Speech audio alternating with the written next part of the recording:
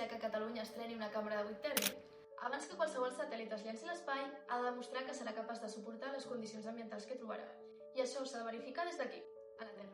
No es tracta de muntar 4 plaques, una antena, posar-hi uns quants cargols, llançar-les a l'espai i dir ja veurem què passa. Quan desenvolupem un satèl·lit l'hem de sotmetre a assajos ambientals per verificar que compleix amb els requisits de la missió i que està preparat per operar en entorn espacial. Aquesta fase forma part de la campanya d'AIT, assemblatge, integració i testeig.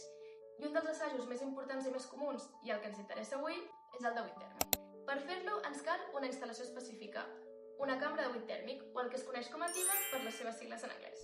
La TVAC reprodueix una part de l'entorn espacial. Per una banda, crea condicions del buit i per l'altra, aplica cicles de temperatura controlats. D'aquesta manera, podem comprovar que els components, subsistemes o fins i tot el mateix satèl·lit continuen funcionant correctament després d'haver estat sotmesos a aquestes condicions. En el cas de la normativa de Catalunya, permetrà assajar microsatèl·lits, demostradors tecnològics i instrumentació espacial. I això és una molt bona notícia pel sector espacial català, perquè ara empreses, centres de recerca i universitats podran provar i verificar les seves tecnologies espacials sense marxar de casa nostra. Així, aquesta nova infraestructura permetrà que tecnologia espacial desenvolupada a Catalunya pugui recórrer un pas més de la cadena de valor, des del disseny i la construcció fins a demostrar que està preparada per operar en òrbita.